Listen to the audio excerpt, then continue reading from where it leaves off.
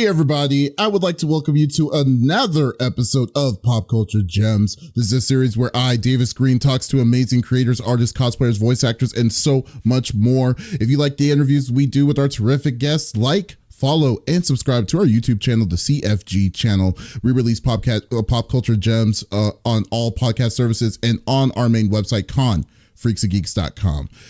Today, I have not one, but two special guests on the show.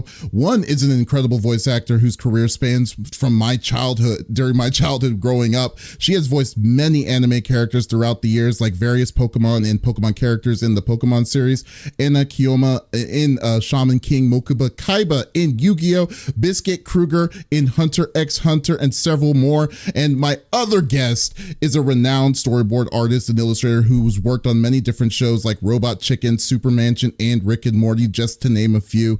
Together, they are the host of a new podcast called 4Kids Flashback. I would like to welcome Tara Sands and Steve Yurko to the show. How are y'all doing today? Hello. Thank you for having us. Doing swell. Awesome. Awesome. I know, but no, I'm really glad y'all were able to take some time for this. I'm really hyped to kind of talk to you. Because like after I was like I love like watching random or listening to random podcasts, and I came across that, and I'm like, I do remember 4Kids Entertainment, and this so this was a really cool treat. So no, welcome y'all. Well, it's exciting to hear that you came across the podcast. So that means what we're doing is working. Yeah, because it's pretty niche. Yeah. Oh yes. The more niche it is, I know. The more niche it is, like it's more of a underground treasure kind of situation. But it's hey, whatever you're doing, just definitely do some more. If you found it, we're happy. Yeah. That's great. Well, let's get started. So I usually like to ask this, especially to all the voice acting guests I get over here, Tara. So I just want to know, what is your origin story? Like, what got you into voice acting? So I grew up in New Jersey, not too far from New York City, and I was always doing plays and all that stuff. And then in high school, I was in a local singing competition at the Y, and I did not win. I got second place. But there was an agent there who said, "Hey, I'd like to send you on auditions." I said, "Sure, great, cool." And the first audition she sent me on was for a voiceover, and I really didn't know what that was. I was like, "Oh, okay, whatever, sure, I'll talk." It was for Wart Cream. Compound W Wart Cream, which is obviously very glamorous. And I booked the job, and I was like 16 years old or something. I had to say something like, "Ew, gross, a wart." And and my mom's like, that's a job. And, so I did the job. I loved it. Like just the minute I put on the headphones and was in the studio, I was like, this is cool. I want to do this. So at that point I just started auditioning for everything I could.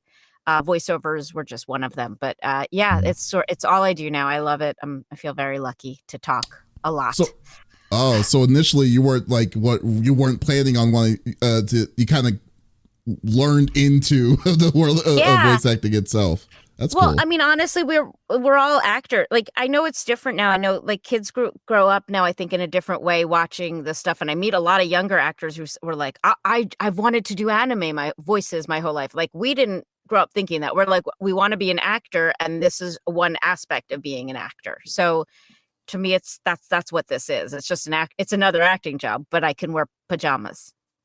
I'm not wearing pajamas, but I could be. Yeah. Oh, that is a good point. Well, thank you for dressing up for the moment. At this moment. All right. And Steve, also also on your side, like, did you watch, or what was it that did you watch or see something that inspired you to become a storyboard artist? I've always been watching cartoons since way back, as far as I can remember. I grew up in front of a television, for better or for worse. Like, I could distinctly remember at a young age just watching, Disney animated films. I wouldn't say that that was what inspired me to be a storyboard artist. I think I just always wanted to be an artist and didn't quite have a clear trajectory until much later. I think I had considered maybe doing animation or going to school to learn animation, but I opted to learn comics instead. And then I had a lot of friends that were saying you should get into storyboarding. There's more opportunities for work in LA, and you could probably do this. And I was like, all right, I guess that's what I was gonna do. Funny enough, I think I was supposed to take a storyboard class in college, and then I dropped out of it to take another class instead. So you like went out of your way to not do the career that you're currently doing doing now. It wasn't that I didn't want to take the class. I think there was just another class came about, and I just had some friends like, you should take this class. This teacher's great, and I'm thankful for that because I'm still on pretty good terms with that teacher to this day. So. Oh, that's cool. Well, I mean, hey, you eventually got there, so I mean, it's not like I guess I didn't need that class. Yeah, I know, right? And I mean, and I know, like, after like watching and listening to you and your other podcasts that you've done, like, I know that you're a big One Piece fan, and a little bit. Yeah, just a smidge, you know. Do you have a favorite character, or do you have a favorite story arc? Oh yeah, absolutely. Favorite character is Sanji. He's been since, I think since like 2004. He's still my favorite character. Favorite story arc is Water 7. Hands down. Wait, and Water 7? Yeah. Was that the one with Frankie? Yes. Yeah. Okay. There's another favorite, but like, it's almost like sometimes you could tell like when someone got into the series when they tell you their favorite arc, but that's like Water 7's a pretty, that's an uncontroversial answer. I think a lot of people will tell you that arc is their favorite, but really, yeah, that was like the current arc when I was really getting into the series in Japan. I mean, here in the States, it was much different. He prefers the 4Kids version of One Piece, though. He won't. I want that off the record. That's not coming from me. Yeah. Seven Chest. He just walks around singing the rap. Yeah. The rap. Hey, the rap is iconic. You gotta always look. I mean, it's always better. I always love it. I love that. I will not deny it's catchy. It's See, at least I can get him to say that. Well, like one of my favorite arcs. It's actually kind of funny because someone actually dared me to watch it because I was really against watching One Piece because I was like, this is way too many episodes. This is just like I just can't do this. And I sat down one day and I just did like I think all the way up to after the prison one arc where you have to try to save Ace or something. Yeah, Impel Down. So you're about. Yeah. Well, like, no, I'm at Whole Cake Island now. Yeah. Like I just finished. At that point, you only had about maybe like 400, 500 episodes. Jesus, yeah. Like, okay, I will say this. I am not a hardcore One Piece fan, but I do say, you know what, once you put in time in it, you just got to see it through at this point. It's a full-time commitment, I would say. It is a full-time commitment. Yeah. My favorite though was CP9. I did like CP9. Was my favorite one with Puma. Or Puma Lucci or whatever. So that was Lucci. Yeah, that was one of my favorites. But that's cool. Mm-hmm. Like I said earlier, y'all recently released a new podcast called 4Kids Podcast, and just want to have time to say like what is the podcast fully about in y'all's words. Well, so I've always wanted to sort of tell the story. I've worked at 4Kids for many years back in the late 90s, early 2000s, and as a voice actor. But now when I do convention appearances and I get asked just tons of questions about 4Kids that I do not have the answers to. Or I get thanked for like, thank you for my childhood is something I hear a lot. And I want to say, no, it wasn't me. It was all these other people who contributed to these shows, like the behind the scenes people that don't get to go to these conventions and have that. It's such an amazing experience to meet the fans of these shows. Or sometimes I get yelled at for the bad stuff that 4Kids does. And I say, don't yell at me. I'll tell you who to yell at. So I was like, someone's got to tell that there's an oral history of this company there that no one's really told. So I was like, you know what? It's got to be now because our memories are only getting worse. So I connected with a podcast company called Maji Media, and I spoke with Zach, and I was like, Zach, I want to do this, but I need a co-host who knows a lot more about anime than I do and who would be fun to do this with. And he introduced me to Steve, and it worked out great. I mean, you can tell them how you fit into it, but he was like, we're coming at it from such different sides that it really makes sense. Oh yeah. Should I say how the show was pitched to me, or at least? Oh, I would love to know how the show was pitched to you. Yes, I would too. Wait, what? Okay. Yeah, like what Tara said was true, but then I was told, it's like, you're the target audience for this. Well, you are. And I was like, Sort of. yeah, because like I'm an anime fan. I wouldn't say I'm the most experienced anime fan or the most knowledgeable. There's tons of it. I will often get, it's a running gag that I have not seen many anime, but I have like this, I guess, investment with the dubbing side of it and with 4Kids as well. Controversy aside, like I was still very familiar with a lot of like the actors and a lot of the dubs that were produced there, and I still I remember them pretty well. Well, wait a second. Let's also say so no, Steve was like the right age for a lot of this stuff. Like he at first was like they would have like art contests at 4Kids, and I didn't find out from him till recently that he actually submitted artwork and was a finalist for some of the 4Kids. Yeah, which is awesome. And also he was one of the angry teenagers on the message boards writing about 4Kids, which is awesome because again, we have different questions we want answered, No offense, Steve, but it sounds like you are the target audience. Yeah, no, it's most kids went and just like moved on with their lives and cared about other things. But I was always just like, remember how this one character sounded, or remember this one like voice actor? They were great. Or remember this weird edit? Yeah, it's a lot of why'd they do that? Yeah, it's a lot of that. Yeah, like that's the thing, and like even people have like come to like us like Maji Media, they were like, oh, you should talk about all these other dubs, and I'm like, well, like maybe, but like it was already like we like there's so many things we're not gonna know why some changes were made. And Tara came along, and I'm like, this is our best chance. Like this is our well, I at least have the email addresses. I mean, that's the most helpful part of it all. So like, originally, oh no, I'm sorry, but I was just wondering. So originally, the idea was your idea, was your idea that you pitched out, and then and then it just kind of slowly gemmed and merged the two of you together. Yeah, we. I mean, early episodes, like our banter's probably weird, awkward, like because we were literally just getting to know each other.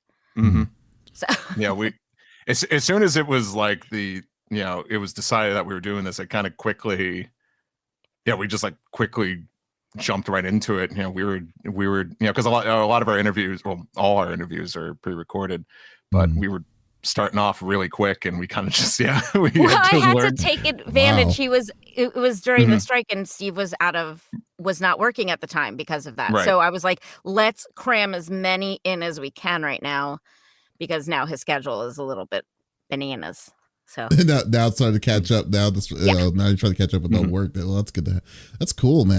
That is crazy. But to be fair though, it's like I think it's interesting because 4Kids is an enigma to me, because like don't get me wrong, like it's a very interesting aspect of how 4Kids ran as a company overall, like because of like how bad they butchered the shows that they did own, but yet they were at one point in time they were just explosive. There was just a ton of different kinds of shows that they were just pushing out, and it was also introducing more and more anime to the States faster than what we would than no other, because I think the other opposition was Funimation, but that was like in its infantile state too. So I mean, right. No, so I think this is a perfect podcast to be like, what the heck? Like how did all this work?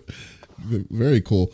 And I'm just wondering though too. I'm like I've listened to your podcast and I've been loving like the banter. I love the interviews that you've been doing, that y'all been getting to as well in it. But like, what made you like want to create the podcast specifically about 4Kids Entertainment? Well, I mean, the truth is I wanted to learn how to produce a podcast. It was just something I wanted to learn how that skill. And that's been for a few years. But I did not want to do a podcast that had been done a million times. So until I was set on what I wanted to do, I refused to make a podcast because, I mean, listen, who doesn't have a podcast right now? Right. So, and at first I kind of wanted to I wanted a more scandalous version of this podcast. And then I thought, oh, what if I just do the actors? And then I realized, wait a second, it's all I need to do is interview everybody I possibly can who worked there, because people and humans are interesting regardless. Like, there's something interesting about everybody, even if their specific 4Kids story is not. If you're good at your job, and if I do enough research and Steve does enough research and we look something up, we can I mean, there's like one of the first guys we interviewed was raised in, I can't remember, but there was a religious aspect to it. And I thought, oh my God, I could do a whole hour on this. I better get back to 4Kids. So I'm enjoying just talking to people more, and we get back to the 4Kids of it all, but the people we've interviewed have been awesome. And my biggest regret is not knowing them better when I worked there. So that's been really interesting to me. No, that's cool. I like to think there's like two different sides to the show. Because what I enjoy what Tara brings is like, this is Tara talking with her peers and they're sharing their experiences, like sharing stories, sharing their like time in New York. And I love that. And as a New Yorker too, I really enjoy that aspect. But then I come in as the nerd and then ask them like, what was the deal with this? Or do you know whose decision this was? Or do you remember and so there's balance there. Yeah. And I don't know. And I also like, I try my best not to just ask like the most convention like questions you would hear in a panel. My excitement for the show is like, cool. I want there to be like some authentic stories from working there and some answers, because I think like people on the internet love to just theorize or spread a lot of misinformation. And I thought this would be, I always thought like, this is a good thing. Like this should be out there. We're trying to set the record straight. Unfortunately, it's many years later, so memory isn't perfect, but we're trying. Yeah. Oh, well, hey, you do whatever you can, and and I definitely understand the struggle on trying to not have the simple convention question. So I definitely understand the struggle is definitely real on that. But you, Tara, like, how was your personal experience working with 4Kids? I loved the work itself. I mean, listen, I loved doing fun voices, but we worked quickly. And we didn't always know what was going on. Like, we would just jump to we didn't get scripts ahead of time. We would just jump to our lines in the show. And so I felt like I didn't really know what was going on there other than my lines. Wait, you didn't get scripts ahead of time? Like, no, we still don't. Oh, really? Yeah. Wow. No. Oh, man. Yeah, so we were very, very dependent on the directors, but often, the directors would fill you in a little bit, but you were rushed. Time was money. Listen, at the end of the day, 4Kids was a for-profit company. That comes up a lot in our interviews. Like, time was money, and we felt that. I mean, you'll hear in some of our interviews like them trying to cut back on our rates, and we were part of this like. It was a frustrating place to work in that we knew how successful certain things were, but we were not necessarily treated as part of the project. Everyone was nice enough to us, but yeah. When you're saying we, were you talking about like, are you referring to like the voice actors and stuff? Yeah. Okay. So like how bad was the discrepancy between like the, like, I mean, don't want to numbers, but like, was it astronomically bad, or was it just like, what would you compare it to? I mean, dubbing rates historically have not been great in general. That's changed a little. I mean, again, that's a major other conversation. But historically, because anime was not so successful for many years, and I mean, Pokemon really changed the game, but dubbing rates did not catch up till recently. So, which is such a bummer. I mean, and now again, it's getting so much more respect than it used to, which is so much fun to see. It's it's a shame that it wasn't then, but I love seeing the conventions have been awesome for that as well. Mm-hmm.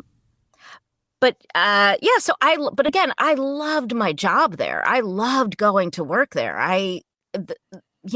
Some of my best friends are some of the people I worked with and who were the directors and actors, and but I did not know what was going on at the company. I did not know they were making all these changes to the anime. Again, it was because of standards and practices and because the shows were for children, but I didn't know people hated us. I didn't know, Wow. the message board. So this has been a major education for me, which is cool. I don't have a big ego about it. So Mm-hmm. I can handle it. So with the times when you realize that people were just like was making fun of some of the dubs, like I mean Pokemon was probably not much of a. I don't think there was not a lot of jelly hate on aside that. from jelly donuts, yeah. But like Yu-Gi-Oh, I think would probably be one that would be a big one. I would say that was kind of starting up. Like, when did you kind of realize that there was actually a pool of people hating the dubs over the like that kind like a few years ago? Like, really, that recent? Yeah. Well, wait, was it? It didn't really enter. Honestly, it didn't really enter my life until I was doing conventions, or like I'd see like a joke about 4Kids, and also the changes they were making were because for standards and practices. It wasn't like 4Kids was like, we want to take out the blood. They had to, or they would have been sued. So I didn't know that people were angry about it. I just figured people, they get that they can't do this. And then, they tried to Steve knows all about this. Like, they tried to remedy that a little bit by putting out uncut versions, but that didn't necessarily take off.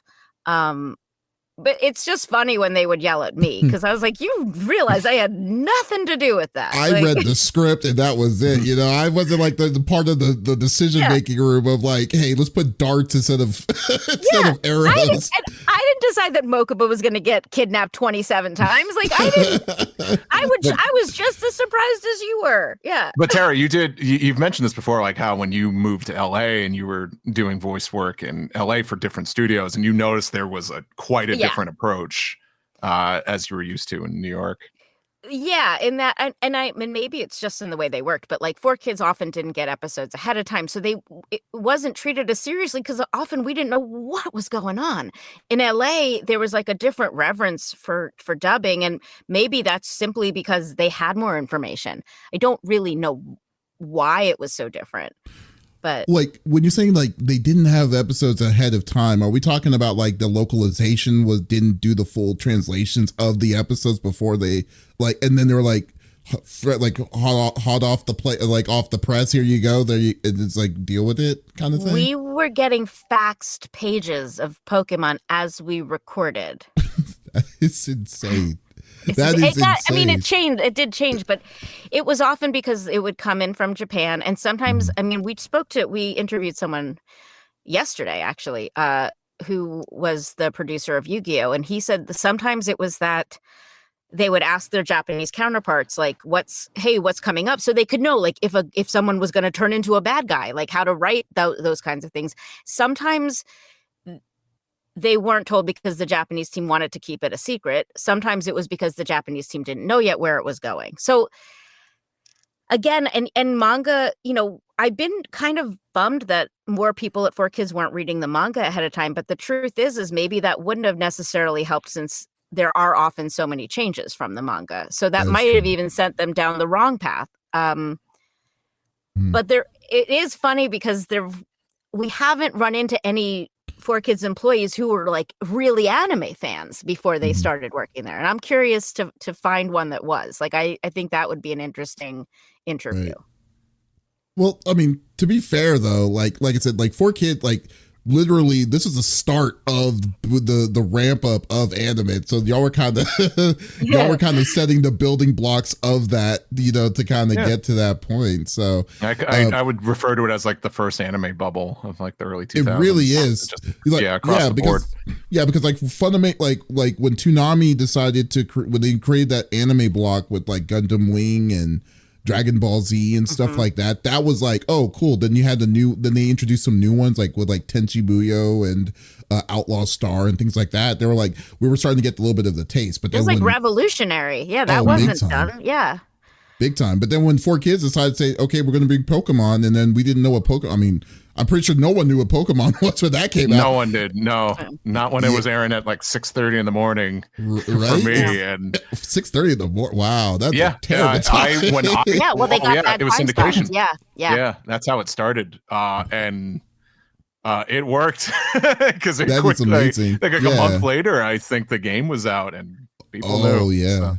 You're totally right, because then all of a sudden it was then you had the other shows like Digimon and all these other ones that were coming in, or trying to not want to copy from Pokemon, but they were rather they knew that was successful, so they thought others were going to be successful to it. Oh yeah. Well, there's something about the artwork, to go back to Steve, what you do too. I can't draw for shit. Can I say shit? I can't draw at all. So when I see someone like Steve, or there's something about this artwork and there's something about these characters that draws children in, and it's that X factor thing. And I've rarely ever seen that with any other show. Whether it just be the cards or it's just the TV show, it's just the game, there is something about the artwork that is making, and kids who were watching didn't know it was anime. They just liked the cartoon.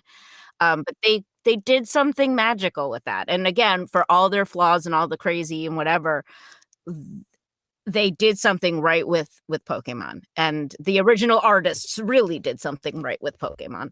Yeah, so. that's very well said. And did you ever get any input or any roles that you played while working with them? Like did they give you your 2 cents or nothing? Yeah, you're laughing. Okay, well, no, I mean the truth is the Japanese side. Yeah. From the Japanese or from the? We unfortunately never had any contact with the Japanese. Well, not the Japanese, but more the localization itself. You get to a point where you've been playing your character. I mean, you've been playing some of these characters forever, and then you'd be like, okay, I don't feel like it's something that he or she would say. Yeah. Oh, okay. Yes, absolutely. Things like that. If all of a sudden, if something was written very formally, and I was like, oh no, my character's very informal, and we often did rewrites on the fly. So it was because.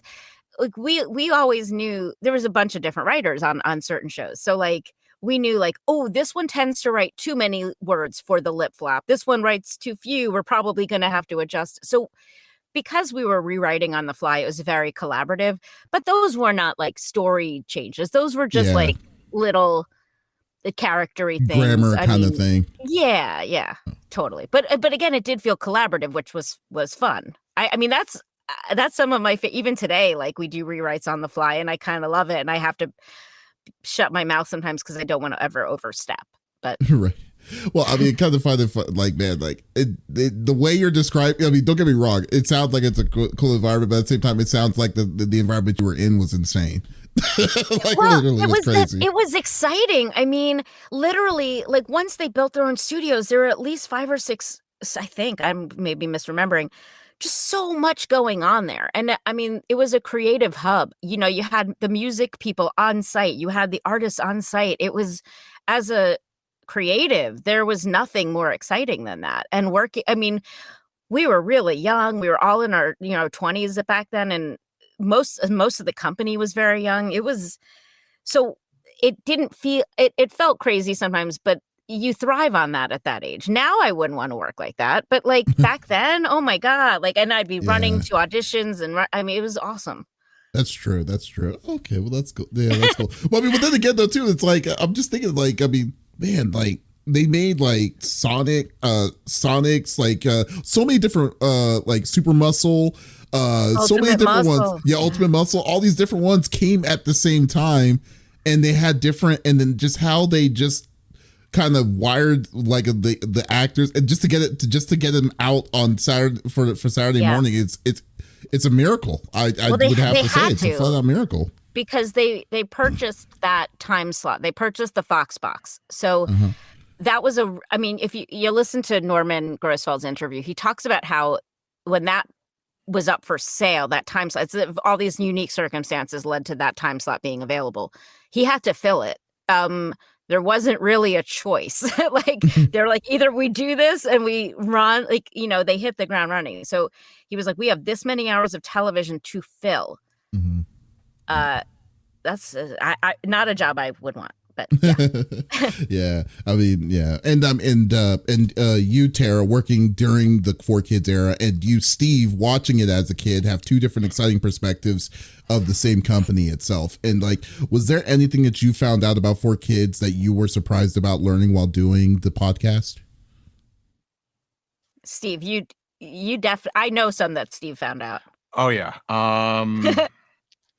Like the kanji, why the kanji was changed. That was a yeah. big revelation. I think that was like a question I always wondered while watching, like why, like even instances of English text are removed from the show, and that was revealed, I think, because often that the 4Kids produced dub, they would try pitching that to other countries. So, like, say for example, if France wanted the show, 4Kids sends them that edited version. So all they have to do is just do the French dialogue, and they don't have to worry about there being English there, despite it being like a French dub.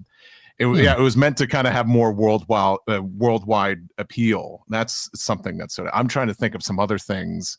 So are we talking about like, you mean like they actually they completely changed the kanji from the animation just so? Not just that, they would take out English. Anytime there were written words, it was just removed completely if they could.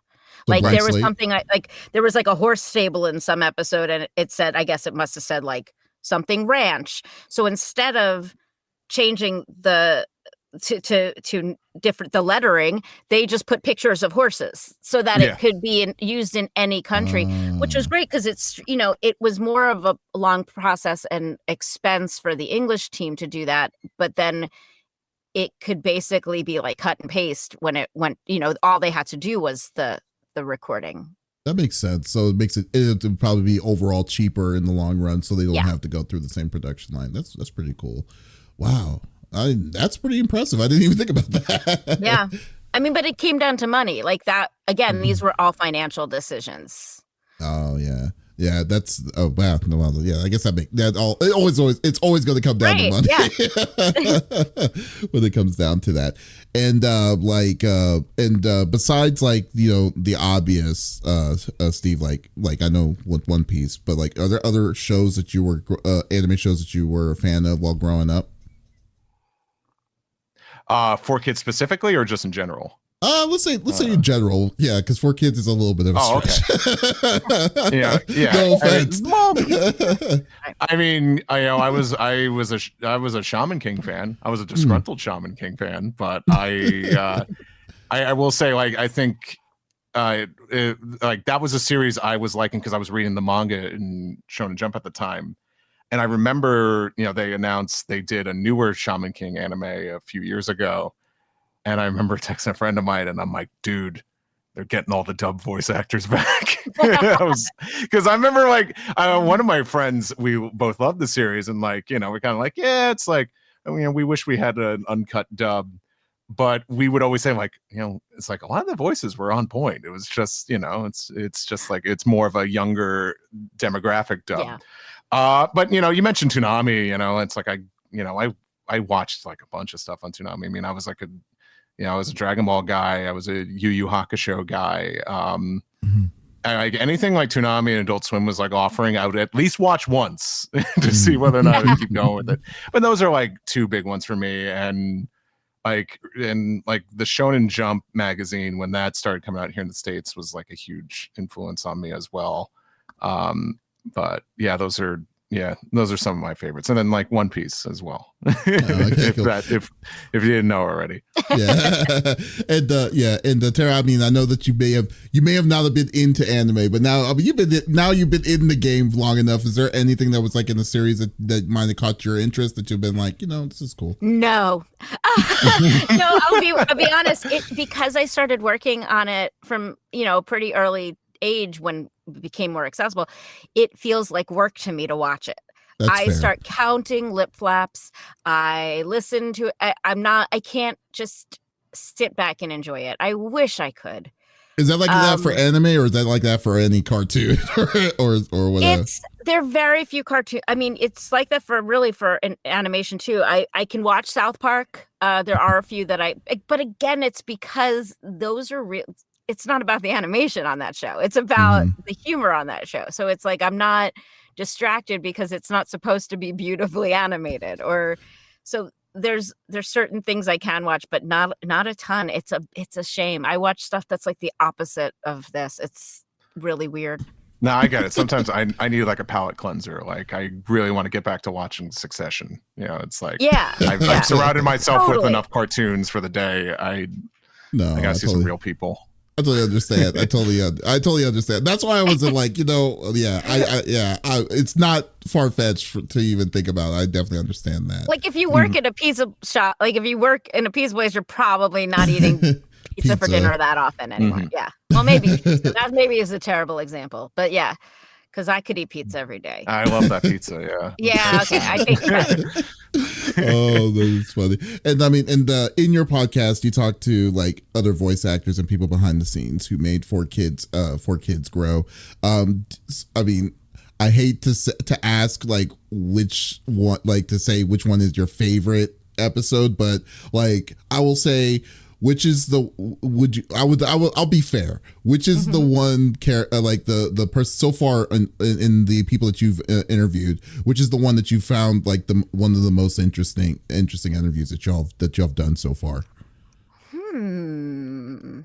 I mean, I don't want to. Certain people there also directed and wrote and did those things. So from that aspect, it was kind of cool to hear, like someone like Ted Lewis or Darren Dunstan who had multiple jobs there. So that was fun because I just didn't know that. Or like, I mean, someone like Megan Hollingshead, who's been a close friend for so many years. I've never interviewed her. Like when we talk about our lives currently. Like I never ask her in-depth questions about her journey to voiceover because it's not what's happening today, and we're keeping up. So that's been fun. It's fun to see Steve meet my friends. Like that's been that's been kind of neat. Yeah, like I will say I'll answer it like this. Definitely, like I was more familiar with a lot of the voice actors before going into the show, and it's really cool to like hear from them and like meet some of them. Because I'm not even like a lot of them do conventions, some of them don't. So sometimes it's almost like a rare opportunity to get to talk to them. But I think some of the most compelling episodes, and I hope people aren't thinking of skipping out on these ones, are like the ones from the people that were writing there, who were working in post-production. This is where some the real tea. There's some real gems in these interviews. I think one just comes to mind, and it's just not a favorite over the other. But Mike Pecorello's interview is really fascinating. Just not just his experience working at 4Kids, but just he worked in children's television, before going to 4Kids, and I think just his journey and just hearing about the different approaches from different networks is something fascinating to me, especially someone who works in TV. That's cool. Yeah, like I loved y'all's the episode I watched recently that I was like, wow, this is pretty kind of cool, was Sean Conrad. And he has a crazy background that when he got to that point, I was amazing. I had no idea. Like I knew him as an engineer. I didn't know he was this rap god. Like it never. I'm sorry. I'm choking on something. It never came up, and what a cool thing to find out that this person you knew that long ago had this like secret other life. I know, right? And now, I mean, hey, he had, like I said, like one of my favorite intros of all time is that One Piece rap. So because it's on like my friends and I always talk to him about it, and I was like, dude, have you ever seen a series that tells you the whole story that's going on before you watch it? It's like, oh, you gotta watch the One Piece rap. Mean, that's the style. Like at the time, I think that's like. That's a concept you don't see in general anymore, not just in anime, but yeah, that's very, Brady get Bunch. all the information across. Yeah.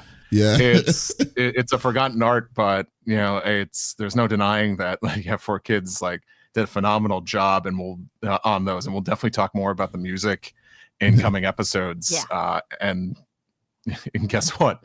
More fascinating stories. So yeah, and I kind of want to know your own opinion, Steve. How bad are you not a fan of the One Piece dub, the 4Kids dub? Tell them about your podcast. Okay. It's like, Tara, do I have permission to talk about the show? Yes, it's. I didn't want to turn anyone off with the title of it, but yes, go for it. Well, I remember more attention got on the now defunct 4Kids English dub of One Piece. There was like a Twitter account called 4Kids One Piece Out of Context that popped up like 4 years ago, and it was getting spread around. And like I remembered all this stuff, but like it got a laughs out of people. And Zach, from Maji Media, like he thought like me and my fellow co-host Alex, like you guys should do a podcast on this. But he was like, we'll set a Patreon like goal. It's like if we get this amount of like backers and we reach this amount on Patreon, we'll do it. And then it took a while. Then it happened. I'm like, well, I guess we got to do it. So Alex and I watched through every episode of that dub. How many episodes is it? It's a little over 100, I think. Oh, really? 112. I'm going off the top of my head right now. Oh my god! Okay. And they cut episodes too. They that's not even like what? That's not even. Dude. Yeah. Poor so Steve had to watch every single friggin' episode. I will say this. I probably there might be some fans of other shows that'd be like, oh, they butchered this. And I'm like, this isn't so bad. It's like, I think I'm One Piece biased, of course. So I think I'm kind of going in with a little more like, did they really capture the spirit? And I think also with the show, it's me and my best friends, like just having a good time. It's like we're trying to have a thoughtful critique, but also just like not take everything so seriously. There's like there's good and bad with the 4Kids dub. I will say that in my honest opinion. It's there was a lot more of it that I'm thought like I think because like each episode we review 4 episodes at a time. Often not would come out and be like, yeah, this was pretty faithful. They kind of stuck to like, this is like at its core, this is the series, but it has its 4Kids flair. Not how I wanted the series to be dubbed, but it is what it is. I'll say that. Get what you got. I mean, I think I think I asked this question when we wrapped up, and I'm like, let's get this out of the way. Is this the worst dub ever produced? And we both said no. So. Oh, I'm so happy to hear that. Okay. Oh, because but that's true. Like, because again, the acting wasn't what was the majority of the complaint. I mean, you look at some of those voice actors; they're phenomenal. And I am totally not trying to save face here. This is what I would constantly say on the show, and I'm like, there's some really talented people on here. See, you know what I think though too, because I totally agree. I did watch 100 and some episodes of the 4Kids though. I think I stopped at 20, but I was like, but like, I think the biggest thing for me was when they add, like, I understand like what you were saying, the small things when they remove things because of they wanting to make it cheaper. That's fine, but when they purposely add or when they add something big, like that doesn't make any sense, like what? Like what? I think the biggest one was the one that sticks out to me specifically is they were originally like supposed to be darts or something that gets impaled. Now I understand that like they got impaled into the person, but they had to change it into sucker darts So like, poison suction cups. Yes, poison suction cups, and I'm like, what is that? Like, I mean, and don't get me wrong, like you said, it's for kids and stuff like that. And then I understand why they were doing it, but at the same time, I'm like, I just hate when they do that, because it reminds me of the time of I don't know if you ever heard of a thing called with Ocean Dubs, the Ocean Dub Dragon Ball Z. Oh, yeah. Have you heard of it? Oh, you gotta watch. We've talked a little bit about Ocean Dub. Oh god, Ocean Dub Dragon Ball Z was like a beast in itself. Like, to say that is better is better than yeah, because that was the one when they were literally making ad-lib lines inside the dubs, so they could say, oh, this is a violent fighting anime, but we can't make it a violent fighting anime. So they made things like they blow up a town, and then they said, oh, thank God it's a Sunday, so no one's inside the city and stuff. I'm just like, what? Like, it doesn't make any sense. I mean, the more interesting interview is really with the standards and practice people than it is with poor kids, because like, again, you get one of them on a bad day, and then they're like, absolutely not with the darts. And then their counterpart is there the next day who's like, oh, the darts are fine. So much of this was arbitrary, but for kids and Ocean, I'm sure too, don't want to risk a lawsuit. That is true.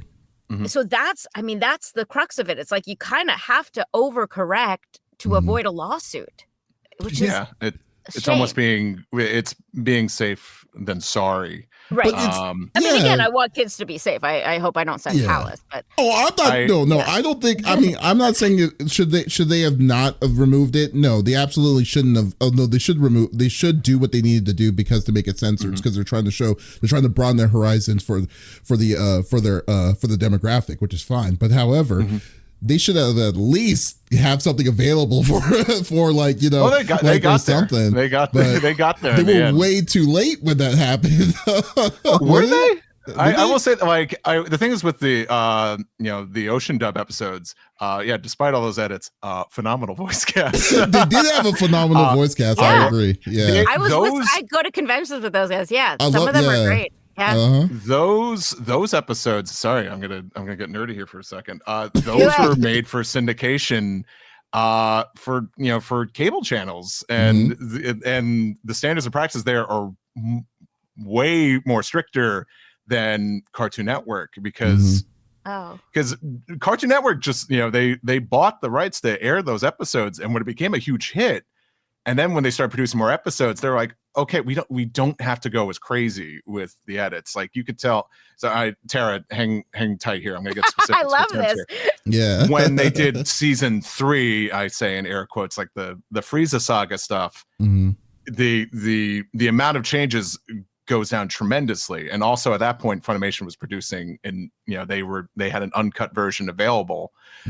So I wouldn't say it was too late, because Dragon Ball Z is doing just fine. Dragon Ball Z is going to be Dragon Ball Z. Actually, it was funny. I talked to the founder of Funimation about that.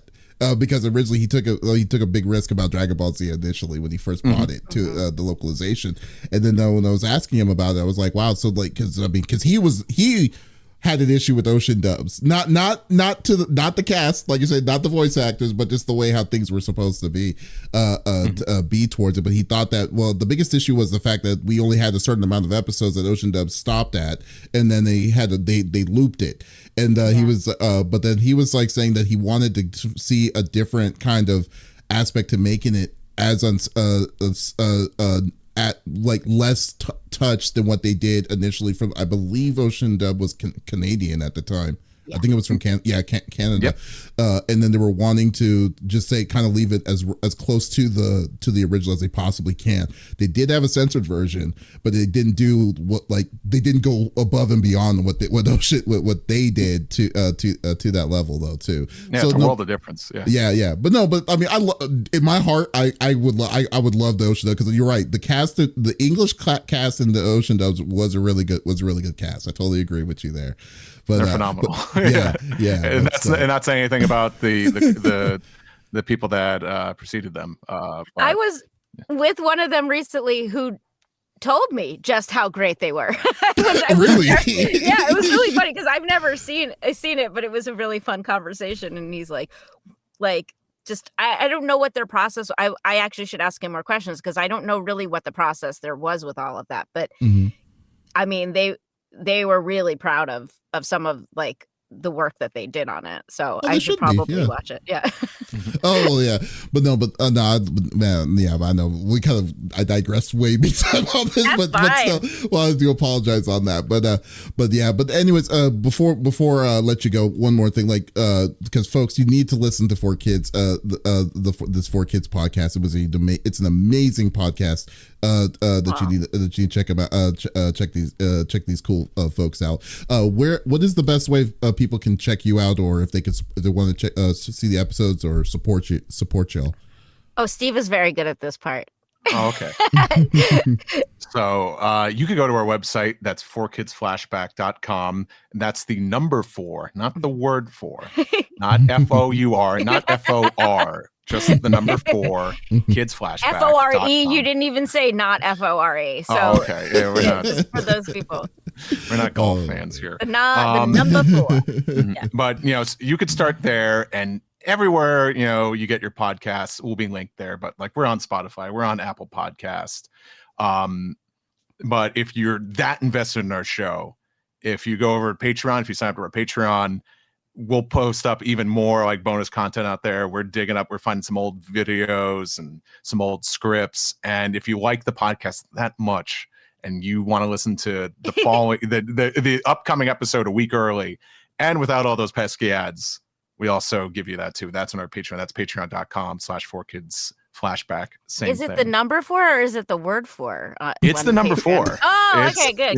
We like consistency. So we keep it for, and also like, and we're on like social media, 4Kids Flashback everywhere, but I think Instagram, right? I think Instagram actually you have to spell out the well, word no, four. It comes up if you put in 4, but my username had to be FOUR, so it's confusing. But if you just put in the number 4, and this is why I always have to say it, because certain platforms, like if I had to put my first and last name, I would put the number 4.